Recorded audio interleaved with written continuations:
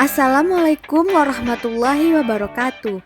Halo semuanya, kami dari kelompok 4 yang mana pada kesempatan kali ini kami akan membahas materi mengenai 4 perspektif pada balance scorecard.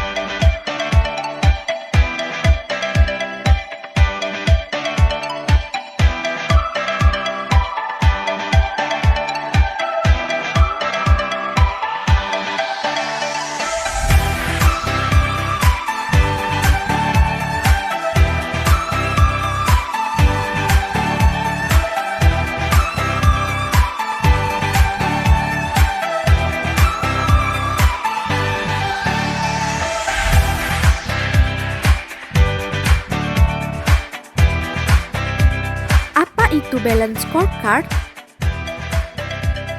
Balance scorecard merupakan sebuah konsep untuk membaca kinerja dari perusahaan secara keseluruhan.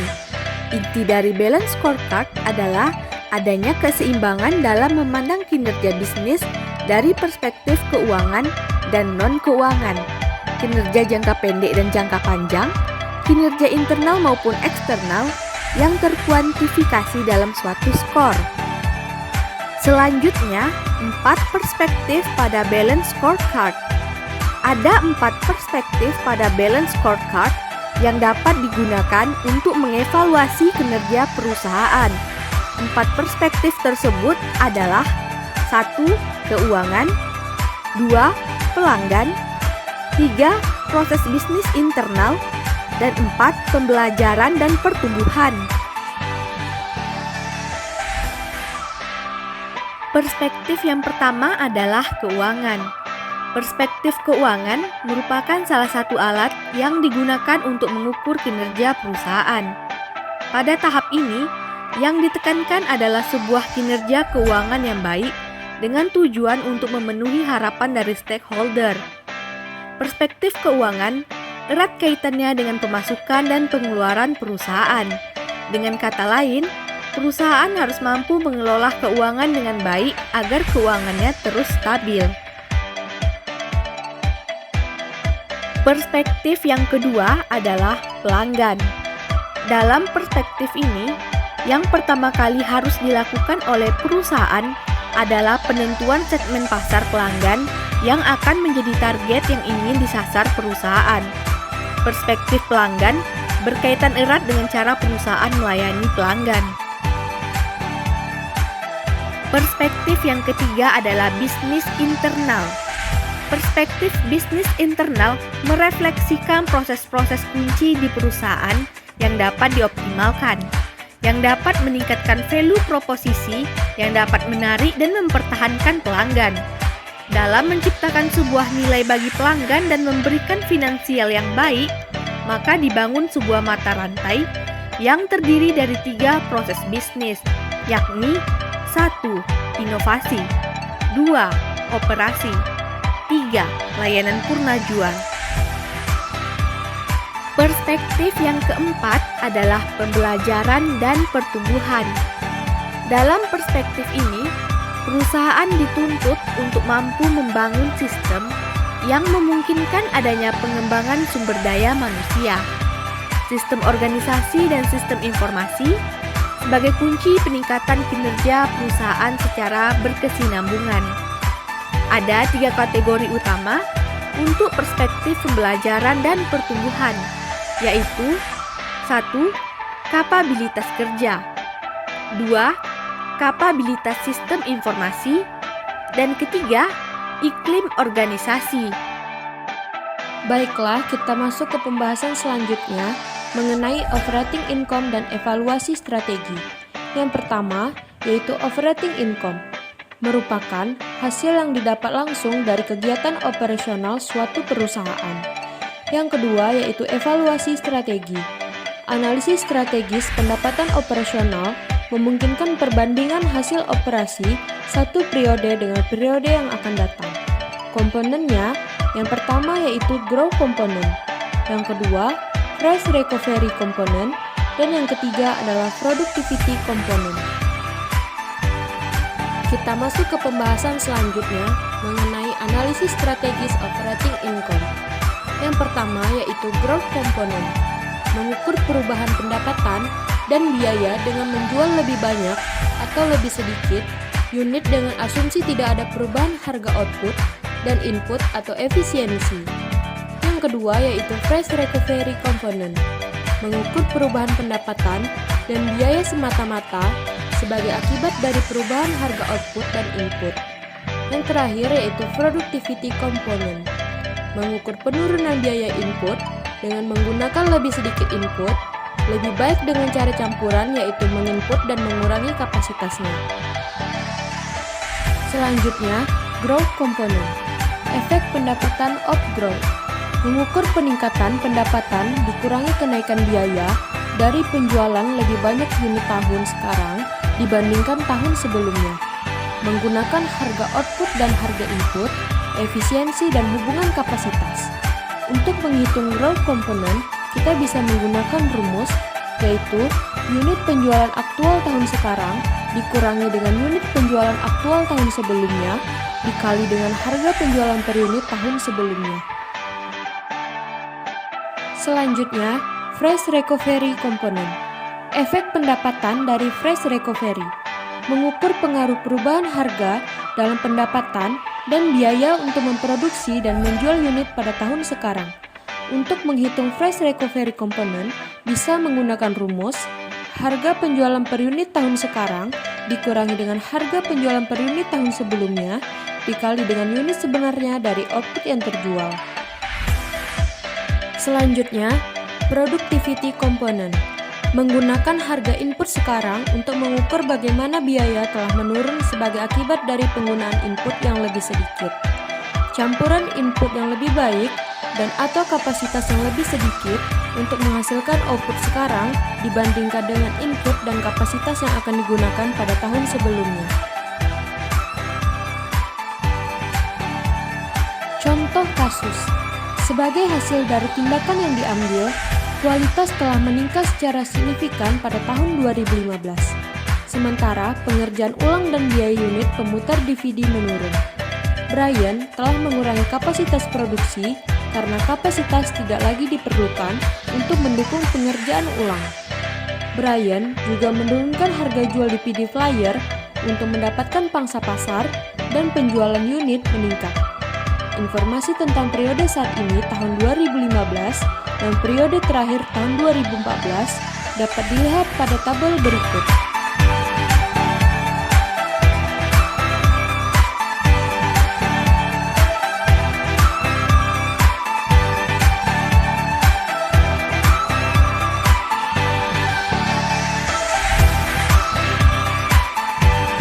Biaya konversi di setiap tahun bergantung pada kapasitas produksi yang ditentukan dalam hal kit yang dapat diproses, bukan kit yang sebenarnya dimulai. Biaya penjualan dan layanan pelanggan bergantung pada jumlah pelanggan yang dapat didukung oleh Brian, bukan jumlah pelanggan yang dilayaninya. Brian memiliki 70 pelanggan pada tahun 2014 dan 80 pelanggan pada tahun 2015. Operating income untuk setiap tahunnya adalah sebagai berikut, dapat dilihat pada tabel berikut.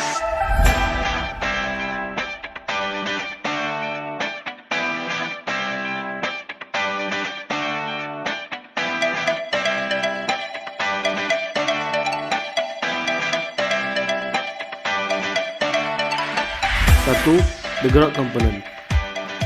Efek pendapatan of growth sama dengan unit terjual di 2015 dikurang unit terjual di 2014 dikali harga penjualan di 2014, yaitu 11.000 dikurang 8.000 dikali 4.750, hasilnya yaitu 14.250.000.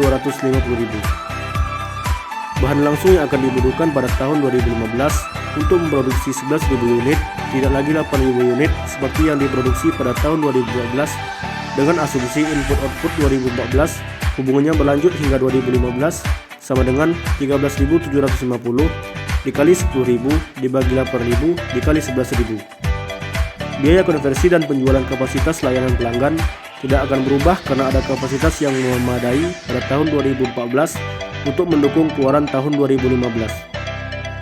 Untuk penjelasannya bisa dilihat pada tabel berikut ini.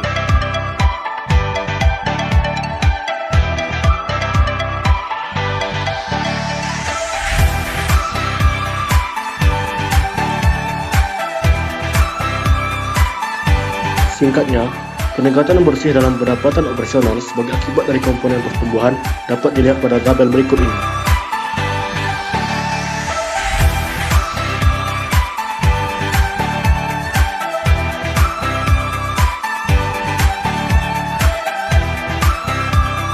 Dua, price recovery component. Efek pendapatan dari price recovery sama dengan harga jual di 2015 dikurang harga jual di 2014 dikali unit sebenarnya dari output yang terjual, sama dengan 4.000 dikurang 4.750 dikali 11.000, hasilnya yaitu 8.250.000. Untuk penjelasannya bisa dilihat di tabel berikut ini.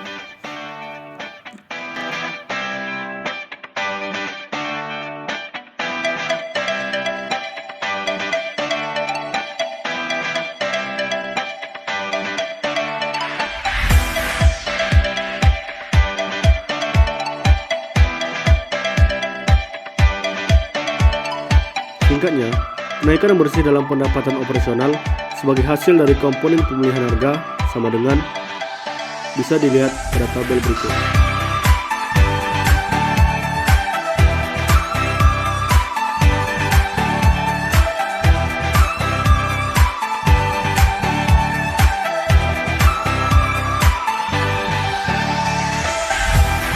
Tiga, productivity component.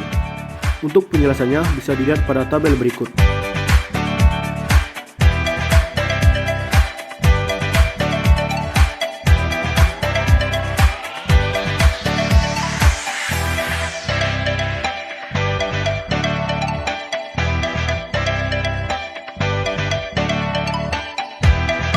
Perubahan pendapatan antara tahun 2014 dan 2015 dapat dianalisis dalam tabel berikut.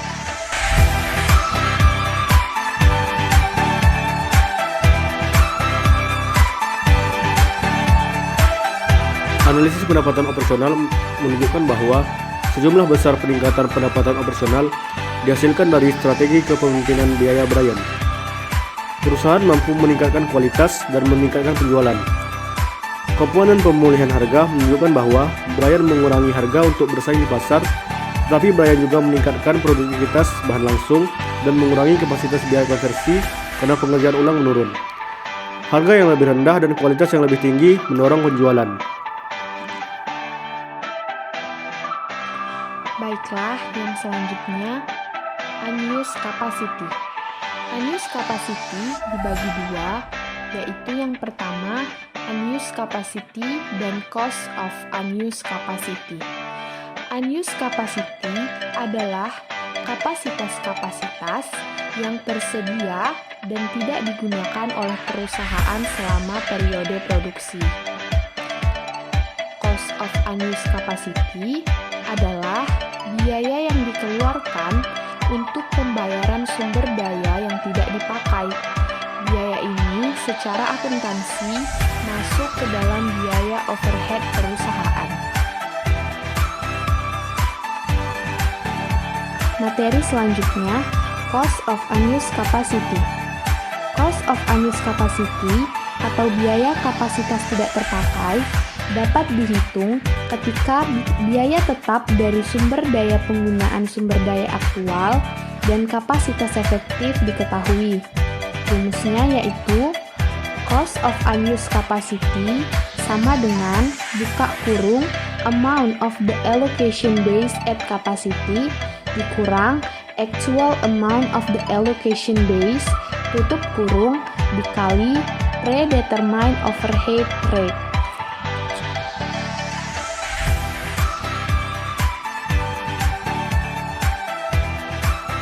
Yang selanjutnya, managing unused capacity. Unused capacity dapat memicu terjadinya peningkatan biaya produksi. Unused capacity dapat dihilangkan dengan cara mengoptimalkan penggunaan kapasitas yang tersedia. Salah satu cara yang dapat digunakan oleh manajemen adalah dengan memutuskan untuk memproduksi produk baru. Untuk meminimumkan unused capacity yang terjadi, yaitu dengan cara menyesuaikan suplai sumber daya dengan tingkat kebutuhan agar sumber daya yang tersedia tidak berlebihan.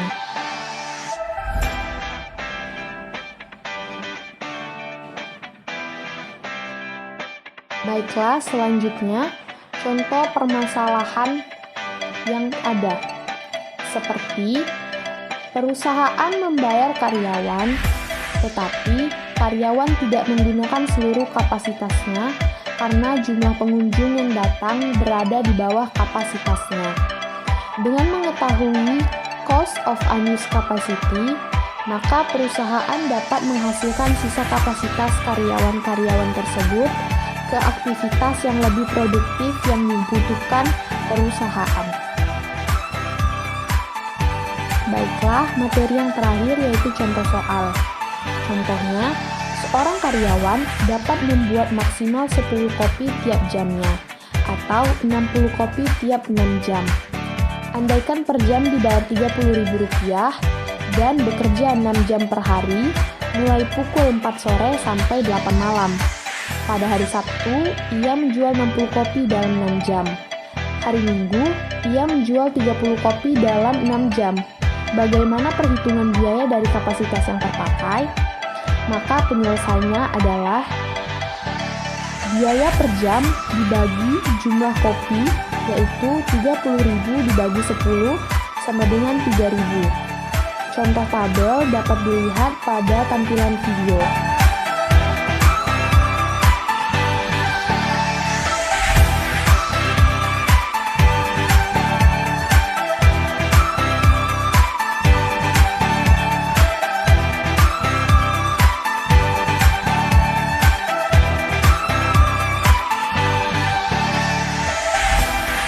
Nah, cukup sekian pembahasan materi kami mengenai 4 perspektif balance scorecard.